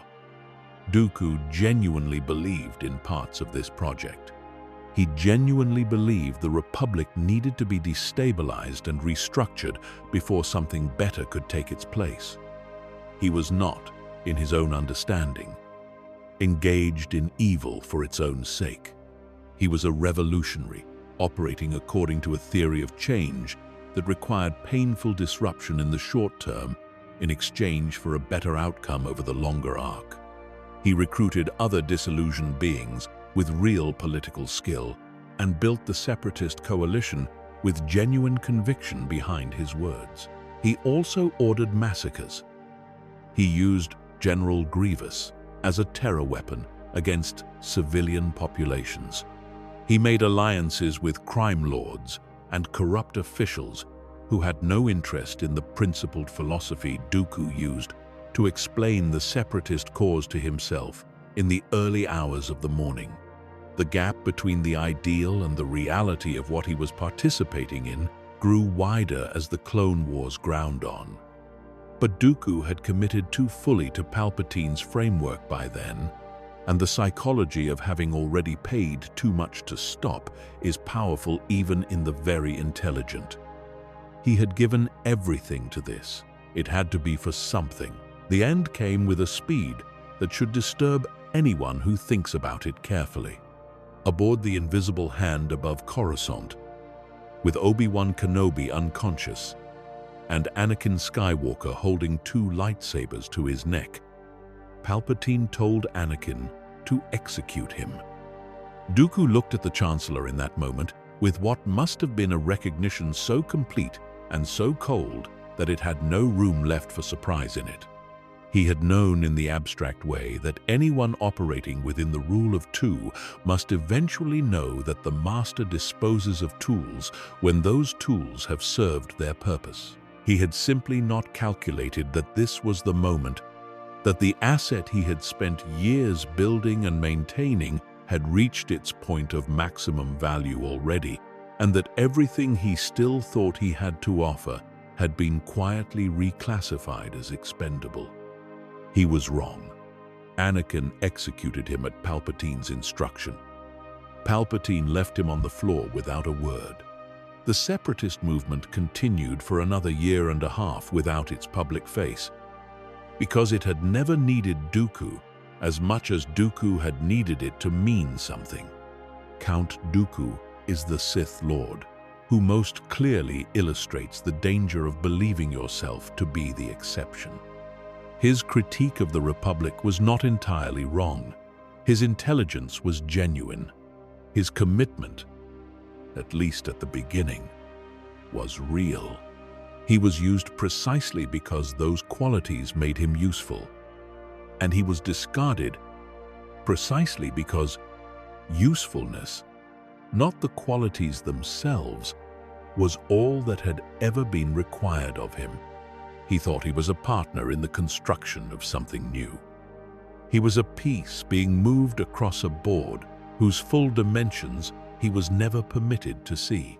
And then there is Darth Sidious, Sheev Palpatine of Naboo, who became the most powerful dark side practitioner in recorded galactic history, and who accomplished it in a way that would have seemed structurally impossible to any Sith who came before Darth Bane, which is to say, he accomplished it hiding in plain sight. He did it as a politician, as a chancellor, and eventually an emperor, as a man of evident decency and considerable warmth, who genuinely understood people and was genuinely liked in return by the people around him, and who was simultaneously, at all times, something that would have sent those same people running if they had understood what they were standing next to. He was found by Darth Plagueis on Naboo when he was still young, and what Plagueis found in him was what the dark side occasionally produces without warning, and what no single generation's planning can fully account for: raw power of a degree that Plagueis had not expected, combined with an intelligence that operated at a level of strategic complexity that made even his Moon Master, who was not accustomed to being impressed, pay close and careful attention. Plagueis poured into his apprentice everything the Rule of Two had been building for 1,000 years. The dark side techniques that centuries of careful passing forward had refined to their sharpest. The patience on a scale that would have seemed pathological in any other context. And access to his own research into midichlorians and the mechanics of life and death, the most extraordinary dark side scholarship in the history of the Sith. Sidious killed his family. The Sith sources that survived him document this, not as a traumatic breaking point that haunted him for the rest of his life, not as a crisis that the dark side used to tip him into something he was uncertain about, as a decision made clearly and followed through. He felt the dark side fully and completely in the moment of that act, and what he experienced was not grief or horror. It was release, clarity, the removal of a set of attachments that had no place in what he was becoming and that he had never felt the need to apologize for removing. He was Sith in a way so complete and so free of internal conflict that it had an almost philosophical purity to it. He did not struggle with the dark side. He had never preferred anything else. His political career was built on exactly the same quality that made him effective as a Sith Lord. He understood people at a depth that most beings cannot achieve and that he never failed to use. He understood what they wanted to believe, what they needed to believe, what version of the truth would slide past their defenses most easily and settle into the places where decisions were actually made. He rose through Naboo's political structures to the Galactic Senate and then to the Chancellorship through genuine skill applied in service of purposes that no one around him had the framework to identify, because no one around him had the framework to imagine that a beloved and apparently reasonable senator could also be a Sith Lord running the final chapter of a 1,000-year plan. The Clone Wars were his masterpiece. Not in the sense of something he was proud of in the way that craftspeople are proud of their finest work, but in the sense of something that demonstrated the full scope of what his planning had been capable of across decades. He controlled both sides simultaneously, through Darth Tyrannus and the Confederacy on one end, and his own identity as the Chancellor on the other. He had arranged for the clone army to exist years before anyone else knew it was being created, through intermediaries operating at such a remove from any public record that the Jedi investigation into Kamino produced more mystery than clarity. He had manufactured the political conditions under which that army would seem like salvation rather than preparation. And he had arranged for the Jedi to be placed in command of those clones, which positioned them exactly where he needed them to be when he finally transmitted Order 66. Order 66 ended the Jedi Order in an afternoon. The chips in the clones' heads activated, and clone soldiers across the galaxy turned on the Jedi generals they had been fighting beside for years. Most Jedi died. A handful survived through circumstances that Palpatine had not been able to fully control. But the order that had endured for thousands of years ended not in a grand final battle against a Sith army, but in the sudden and private violence of betrayal in hundreds of separate locations simultaneously, in the middle of battles where the Jedi had believed, until the last moment, that they were among allies. He stood in the Senate chamber and declared the Empire, and the Senate applauded him. Not entirely because they were afraid, though some were, but because he had spent years making himself the person they trusted most in the galaxy. The applause was, in many cases, genuine, and in a box above the chamber, Padme Amidala said quietly that this was how liberty died. And she was right. And it did not matter that she was right, because the machinery had been running for too long by then to stop on the strength of a true observation. He built the Death Star. He ruled for over 2 decades with the particular efficiency of someone who has planned the administration as carefully as the acquisition. He pursued Luke Skywalker with the specific attention of someone who understood that the Skywalker bloodline was the one category of threat he could not allow to remain unresolved. He used Darth Vader as his most effective instrument for over 2 decades, and Vader never substantially disappointed him. But Vader was also, always, a reminder that even the most perfectly constructed instrument carries the full weight of what it was made from. And what Vader was made from was someone who had loved people with a totality that the dark side could suppress but could not entirely reach. The end of Darth Sidious came not through any strategy his opponents devised or any fleet action the Rebel Alliance managed to execute.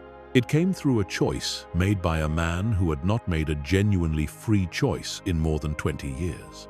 It came through love, which is precisely the thing that Sidious had spent his entire life treating as a weakness so fundamental and so easily exploited that it did not merit serious attention as a potential threat to himself. He underestimated it at the end, with the completeness of someone who has never made that particular mistake before, and therefore has no model for what it looks like when it arrives. He died in the reactor shaft of the second Death Star, thrown there by the man he had rebuilt into Darth Vader, and the rule of 2 died with him. And the 1,000-year plan arrived at its conclusion in a room full of lightning with a son watching his father choose. There is no way to tell the story of Darth Vader without beginning before the Sith, because the Sith are only part of his story, and if you begin with the darkness, you miss the whole of why this particular life has spoken to people across generations and across every kind of human experience the world contains. So we begin with a boy on Tatooine, 9 years old and brilliant beyond anything the desert should have produced, building a droid from parts he found in the margins of a world where he was a slave, where no one who looked at him had any particular reason to expect anything of him, and where the twin suns going down every evening over the dunes were the most beautiful thing his life had yet given him access to. He knew there was more out there. He felt it the way certain people feel things they have no evidence for yet. He told the woman who found him that he had a dream of going back to wherever he was from and of becoming a Jedi and coming back to Tatooine to free all the slaves. He said it to a complete stranger with the confidence of someone who has already decided this is the story and is simply waiting for the rest of it to confirm that.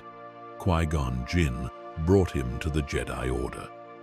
The Council saw what Qui-Gon had seen, which was power on a scale the midi-chlorian count had never before registered, and the power frightened them in a way that the framework of their training made difficult to articulate fully. They sensed fear in him. They hesitated.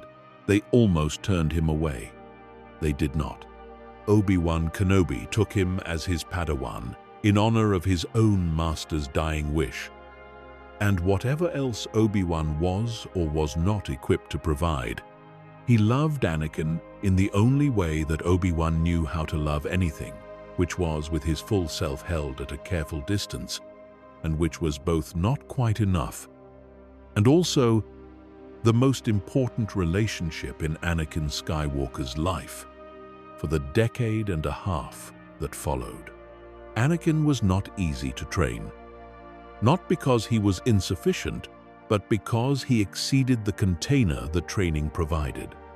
Too powerful, too present in his own emotions at all times, too unable to perform the detachment the Jedi Code described as the correct relationship to feeling, because the things he felt were real and the people he loved were real, and he could not understand a philosophy that asked him to hold the real at arm's length and call that wisdom. He loved his mother with a grief that the years of separation had not touched. He loved Padme Amidala with a completeness that had no category within the Jedi vocabulary he had been given for understanding himself. He loved Obi-Wan, though neither of them would have reached for that word easily or without discomfort, in the way you love the person who has been the organizing reference point of your identity for most of your life. Love for Anakin Skywalker was not a distraction from the Force. It was how he experienced being alive, and the Jedi Code asked him, consistently and with genuine philosophical conviction, to let all of it go. He was also afraid. This is the element that the Sith understood about him, and that the Jedi, for all their wisdom and experience, could never quite address without retreating back to the code. He was afraid of loss. Afraid in a way that lived in the body rather than in the mind, that could not be argued with or meditated away, because it was built from the specific experience of being a child separated from the only person who had ever belonged entirely to him. The fear of losing the people he loved was not irrational. It was grounded in what had actually happened to him. He had lost his mother. He had dreamed about it before it happened and had still not been able to stop it. And Padme was pregnant, and the dreams had started again. Palpatine had spent years in the patient work of positioning himself as the one person in Anakin's life who was always available, always interested, always on his side, without any of the institutional qualifications that the Jedi Council attached to their endorsements. He had been Anakin's friend and patron since the boy was 9 years old, which is to say, since before Anakin had any framework for recognizing what was being done to him. By the time Anakin was having dreams about Padme dying in childbirth, Palpatine had been preparing for this conversation for over a decade.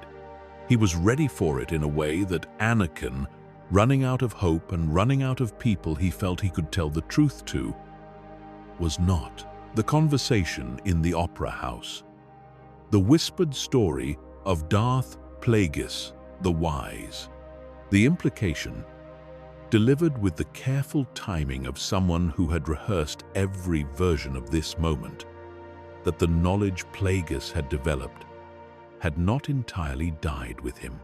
Anakin heard what he needed to hear, not with his analytical mind, which might have questioned more carefully, with the part of him that had been 12 years old, watching his mother be carried into the Lars homestead and had been making this particular bargain since then. Tell me there is something I can do. Tell me there is a way.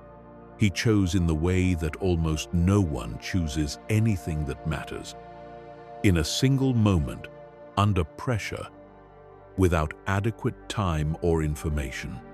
Mace Windu came to arrest Palpatine, and Palpatine fought back, and in the instant when Windu had the upper hand, when the lightsaber was raised, Anakin intervened.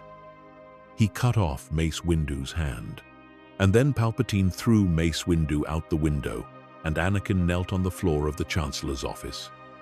And the man who had been the closest thing to an alternative father he had ever had named him Darth Vader. The choice was made. In a moment, with grief still on his face, what followed happened faster than anyone watching it from outside could have fully tracked. He went to the Jedi Temple that same night. The initiates training there were children who had not been old enough to be deployed to the Clone Wars, who had known nothing but the temple and their classes and the beginning stages of a life in the Order. He went to Mustafar and executed the separatist leadership, the people who had genuinely believed in Dooku's cause and were now being removed because Palpatine had no further use for them. And then Padme came to him, because she could not make herself believe fully what Obi-Wan was telling her about what he had done. And Obi-Wan came with her, hidden on the ship, because he understood that Padme was perhaps the only path left to what remained of Anakin beneath what he was becoming. The conversation on the landing platform was the most painful kind. The kind where both people are telling the truth, and the truth is insufficient. Anakin had done all of it for Padme. Every choice that night had been organized around saving her, and she stood there and looked at what the saving had required and told him he was breaking her heart, and he could not hear her. Because the gap between the intention and the act had become something he could not cross in that moment. He saw Obi-Wan step off the ship and the dark side, and the fear and the grief collapsed into something simpler and more containable, which was rage. He hurt her. Obi-Wan fought him on the volcanic banks of Mustafar with a grief that was at least as deep as the rage he was fighting. And at the end of it, Vader was burning on the bank of a lava river, and Obi-Wan walked away from him rather than end it. Because Obi-Wan could not make himself deliver a finishing blow to the person who was still, somewhere inside all of that fire, his closest friend. The suit kept him alive. The damaged lungs and the ruined body and all the rest of it were preserved by Palpatine, not out of sentiment, but because Vader remained the most powerful dark side practitioner alive and was therefore still the most valuable instrument available. He breathed in the dark. He enforced. He hunted. He served. And the person underneath the armor continued carrying everything it had always carried. And occasionally, in the moments between the orders and the hunts and the long silences of deep space, The weight of it showed in ways the armor could not entirely hide. The years of the Empire were not static for Vader in the way that they appeared from the outside. His role as the Emperor's primary instrument required him to be present at every significant crisis, every emerging threat, every situation where the blunter tools of imperial bureaucracy and military force proved inadequate. He hunted the Jedi survivors with a thoroughness that the Emperor required, and that Vader brought to the work with something more personal than mere professionalism. Each Jedi he found and killed was a confrontation with a version of himself he had chosen to leave behind. And the feelings those confrontations produced were not clean or simple. They were the feelings of someone who has made a choice they cannot entirely stop questioning through the act of recommitting to it over and over again. He was efficient, he was devastating, and he was alone in the particular way that people are alone when they are surrounded by others who are afraid of them. His relationship with Palpatine during these years was built on a foundation of power and usefulness that both of them understood clearly.